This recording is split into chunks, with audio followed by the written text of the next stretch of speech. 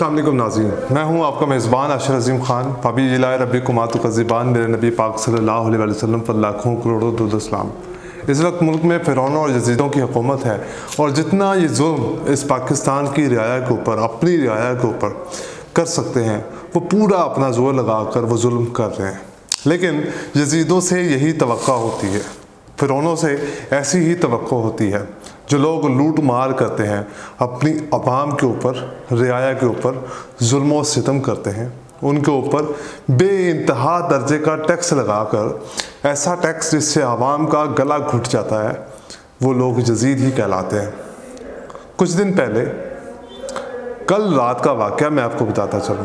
ایک شخص نے، جس کی بیوی فوت ہو چکی تھی، جس کے گھر کا کرایہ 14,000 روپے تھا، اس نے اپنی غربت کی وجہ سے اپنی بیٹیوں کا اپنے ان ہاتھوں سے گلا کاٹ دیا، کیونکہ وہ ان کے اخراجات پورے نہیں کر پا رہا تھا، وہ گھر کا کرایہ پورا نہیں کر پا رہا تھا۔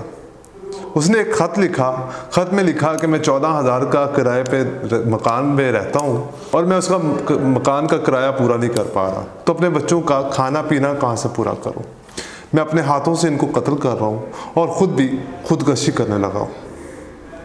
اس وقت اس ملک میں یہ صورتحال ہے، اور یہ لوگ سیاسی منافقت کی وجہ سے سیاسی انتقام کے اندر لگے ہوئے ہیں۔ ان کو نہ تو یہ پتہ ہے کہ اس وقت پاکستان کی عوام کے اوپر کیا بیت رہی ہے، اور نہ ہی ان کو اس بات کا پتہ ہے کہ عوام کے ساتھ اس وقت ان کے جو نیچے بیوروکریٹس ہیں وہ کیا سلوک کر رہے ہیں۔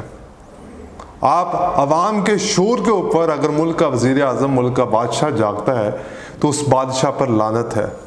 وہ فرعون نہیں، وہ یزید نہیں، وہ اس ملک کا ہی نہیں کہلاتا۔ لیکن ان یزیدوں نے تو اس ملک پر بھی قبضہ کر رکھا ہے، اس ملک کی رعایا پر بھی قبضہ کر رکھا ہے، اس ملک میں کسی کو اپنا لیڈر، اپنا ووٹ دینے کا حق بھی چھین رکھا ہے۔ صورتحال یہاں تک پہنچ چکی ہے، لیکن یہ لوگ کہتے ہیں کہ ہم ڈیموکریٹس ہیں، جمہوریت کے قائل ہیں۔ ایسا نہیں ہوتا۔ جو صورتحال انہوں نے شہباز گل کے ڈرائیور کی بیوی کے ساتھ کی، ٹھیک ہے آپ اس کو چھڑوا کر لے گئے ہیں، لیکن جس طرح کے ٹویٹس آپ کی بھتیجی نے، ڈکیتی چورنی نے کیے ہیں، وہ عوام بھولے گی نہیں۔ ان کا جواب آپ کو آنے والے وقت میں دینا پڑے گا، وہ عوام ایسے نہیں بھولے گی۔ خیر، رانا ثناء اللہ صاحب کا ظلم، جس طرح کہ مریم نواز صاحبہ کا میڈیا سیل جس طرح کی خبریں پھیلا رہا تھا کہ شہباز گل کا زور ٹوٹ گیا، شہباز گل نے سب کچھ بتا دیا، عمران خان کے خلاف سب کچھ بتا دیا، اب عمران خان کے خلاف ایک اور کیس ہوگا، نئے انکشافات ہو گئے ہیں، ایسا کچھ بھی نہیں تھا، کیونکہ شہباز گل صاحب نے اپنے ویڈیو پیغام کے اندر ان کو بتایا، عوام کو ایسا کوئی جواب میری طرف سے نہیں دیا گیا، یہاں تک کہ میرے سے یہ بات اتنی بھی نہیں پوچھ سکے کہ عمران خان کوئی ڈکیتی یا چوری کر چکا ہے تو ریاست کے خلاف میں اس کے خلاف کیسے بیان دے دوں، یہ پاسبل نہیں ہے۔ تو رانا ثناء اللہ صاحب کا جتنا ظلم تھا، جتنا پاکستان کی پولیس یا بیوروکریٹس جو اس حکومت کے ساتھ مل کر کر رہے ہیں، وہ سب کچھ کارآمد نہیں ہوا، وہ سب کچھ ضائع ہو گیا۔ آج عدالت نے اس کی بیل کو بھی منظور کر لیا، جبکہ حکومت کی طرف سے دوبارہ کوشش کی گئی تھی کہ اس کو ریمانڈ میں لیا جائے اور پولیس کا ریمانڈ لے کے دیا جائے۔ رات کو خواجہ آصف صاحب نے بڑی بڑی ڈنگیں ماری، اور وہ تمام ڈنگیں جھوٹی ثابت ہوئیں۔ وہ یہی کہتا رہا کہ ہم نے کبھی اس ملک کے اندر اداروں کے اندر تفریق پیدا نہیں کی۔ چند دن پہلے، 4 ماہ پہلے کی بات ہے، یہ لوگ یہی کہتے رہے کہ فوج، آرمی کے ادارے نے پاکستان تحریک انصاف کے سر سے ہاتھ اٹھا لیا ہے، اور اب ہم ووٹ آف نو کانفیڈنس کو کامیاب کر کے دکھائیں گے، اب کیونکہ وہ ہمارے ساتھ مل چکے ہیں۔ عمران ریاض خان نے سب سے بڑی بات یہ کہی کہ یہ لوگ چور کہتے تھے ان ڈاکوؤں کو، یہ جو ابھی حکومت بنا کر بیٹھے ہیں، پھر یہ لوگ حکومت میں کیسے آ گئے؟ کچھ ان کی اپنی پارٹی کے لوگ یہ کہتے رہے کہ جب تک پاکستان کا سب سے بڑا ادارہ نہیں چاہے گا کہ ووٹ آف نو کانفیڈنس کامیاب ہو، تب تک ووٹ آف نو کانفیڈنس کامیاب نہیں ہوتی۔ آج ہمارا نیوٹرل جا کے لندن میں ملاقاتیں کر رہا ہے گنجے شیطان سے۔ کیا وہ اب نیوٹرل ہے؟ کیا وہ اپنی نیوٹرلٹی اس طرح سے دکھا رہا ہے؟ اس ملک کا سپہ سالار ہوتے ہوئے وہ جا کر کسی کی گود میں بیٹھا ہوا ہے، جنہوں نے اس کے نام لے کر اس کو دہشت گرد تک کہا، इस आर्मी की वर्दी के ऊपर दहशत गर्दी के निशान दागने की कोशिश की, धब्बे लगाने की कोशिश की। असेंबली के फ्लोर के ऊपर इनके लीडरान, इनके असेंबली के कारकुनान ये कहते रहे कि आर्मी चीफ के हाथ पांव कांप रहे थे और माथे पे पसीना लटक रहा था। यही सूरत हाल है इस मुल्क की कि जो लोग तुम लोगों को कमज़ोर समझते हैं, तुम लोग उन्हीं के ऊपर जो है वो जुल्म ढाते हो। ये हुकूमत जिस तरह का जुल्म पाकिस्तान की आवाम के साथ कर रही है, इसका जवाब इनको देना पड़ेगा। सूरत हाल यही है कि गंजा शैतान चाहता है कि वो पाकिस्तान वापस आए और इमरान खान की सियासत को कमज़ोर करके पार्टी को तोड़ दिया जाए, और जिसके बाद गंजा शैतान पाकिस्तान वापस आए। अब जब पता चला कि गंजे शैतान को जब वो पंजाब के अंदर दाखिल होगा तो उसको गिरफ्तार कर लिया जाएगा।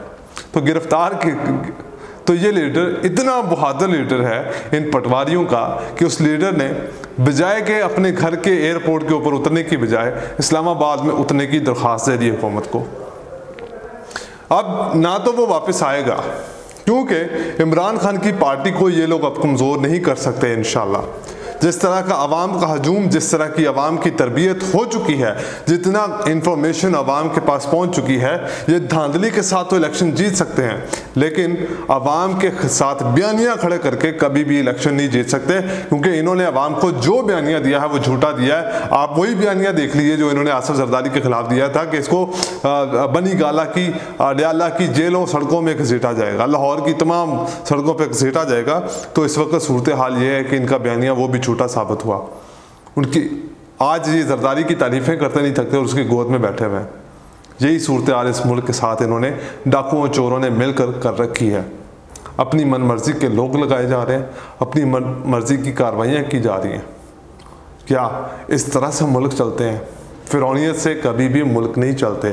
फिरौनियत से सियासत तो चल सकती है, फिरौनियत से इक़्तिदार में तो रह सकते हैं, लेकिन अवाम को कभी नहीं जीत सकते, और इस अवाम को सिर्फ इमरान खान साहब जीत चुके हैं। ये लोग अपनी चोरियां बचाने के लिए FIA के अफसरान को गंदी गालियां तक निकालते रहे। आज मैंने एक ट्वीट भी किया है, उस ट्वीट के अंदर एक FIA ऑफिसर ने ये इंकशाफ किया है कि नवाज शरीफ ने 4000 करोड़ का घोटाला किया था, इसने मनी लॉन्ड्रिंग की थी, इसके ऊपर वो केस साबित है। लेकिन इन्होंने मुझे रोका, किस तरह से रोका कि मेरी बेटी को बुलाकर कहा कि हम इसके कपड़े फाड़ कर इसके साथ गंदा सलूक करेंगे अगर तुमने ये केस अदालत के सामने पेश किया तो। लोगों की बेटियों की इज्जतें उतारते फिर रहे हैं ये लोग। जो अवाम टैक्स देती है उनको जेलों में डाला हुआ है इन्होंने, और जो चोर मनी लॉन्ड्रिंग करके पाकिस्तान के खून पसीने की कमाई इस मुल्क से बाहर ले गए हैं मनी लॉन्ड्रिंग करके, उन लोगों को पाकिस्तान रियासत वो तहफ़्फ़ुज़ दे रही है। वाह, ये किस तरह की तहफ़्फ़ुज़ है? क्या ये कायदे आज़म की रियासत है? क्या ये इस्लामी रियासत है? क्या इस्लामी रियासत के अंदर इस तरह के कावानीन थे? नहीं। क्या इस्लामी रियासत के अंदर इस तरह की अवाम थी कि अपने आप पर जुल्म होता देखती रहती और खामोश भी रहती? ये जहाँ तक इस हुकूमत को आखिरत में जवाब देना पड़ेगा, इस अवाम को भी जवाब देना पड़ेगा कि इन्होंने आवाज़ क्यों नहीं उठाई अपने गरीब लोगों के ख़िलाफ़ होता जुल्म देखकर। आज के लिए इतने, मुझे दीजिए इजाज़त। अल्लाह हाफ़िज़।